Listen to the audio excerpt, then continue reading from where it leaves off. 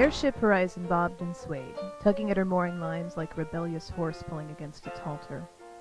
From his position on the wharf, First Mate Gavin Roberts eyed the bloated canopy of the airship critically as he approached the vessel.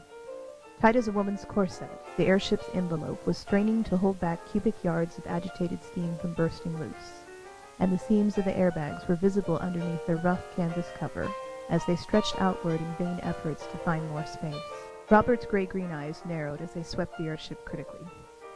Idiot Silverman's ignoring the pressure gauge again, he thought to himself darkly, and increased his pace. Robert stepped irritably around the traffic jam, impatient to get back on board to discover just how much chaos had been unleashed in his brief absence. Mind thus preoccupied, he was completely taken by shock when an enormous explosion rocked the wharf, shock waves reverberating along the wooden planks as something exceedingly powerful struck it like a battering ram.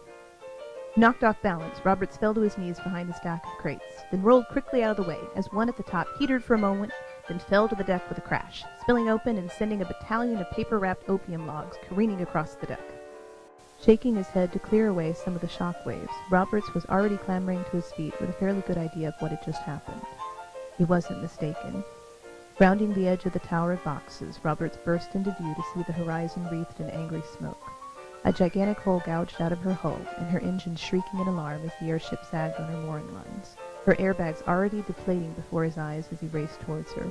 The once taut envelope was now rapidly deflating from a sizable hole in one of her airbags that must have been caused by a piece of shrapnel tearing through the tough canvas. The jagged wound was loosening steam in angry waves of white, and the airship was losing air by the minute. Boiler explosion, Roberts thought furiously. I'll kill Silverman.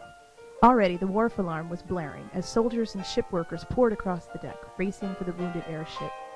Roberts reached the edge of the wharf. The horizon was by now a good 10 feet below deck, having dropped at least 20 feet in less than a minute, and he didn't think, just acted.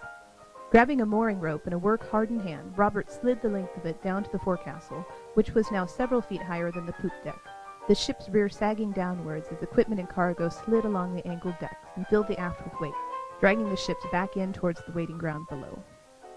On board the Horizon, men were racing up and down, barking out orders or scattershot bits of information, and Robert's eyes quickly swept the crowd as his feet hit the deck.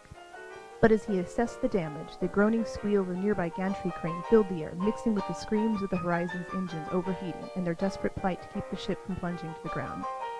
Already the ship had reached the end of her mooring ropes, and the lines were wire-taut, creaking with stress. After a minute of valiant effort, one broke under pressure, the thick line snapping with vicious force, and the airship jerked in recoil, sending her nose down towards the ground as the deck pivoted, loose gear, baggage, and men now sliding towards the bow forward. Another line snapped under the vicious pressure, jarring the airship again and starting a nasty seesaw motion as the Horizon continued her uncontrolled descent, the ground below looming up to embrace her in its unyielding arms. Then, with a thunderous crash that nearly rent her asunder, the gantry crane swung into position and plucked the floundering airship from the sky. The Horizon rocked chaotically in place, suspended 50 feet from the ground and liberally shedding broken pieces of wood, assorted barrels, and shredded ends of rope into the open air. But she was caught now, and the gantry crane lifted her back up on the wharf and set her in an unoccupied berth as gently as a mother placing her child to bed.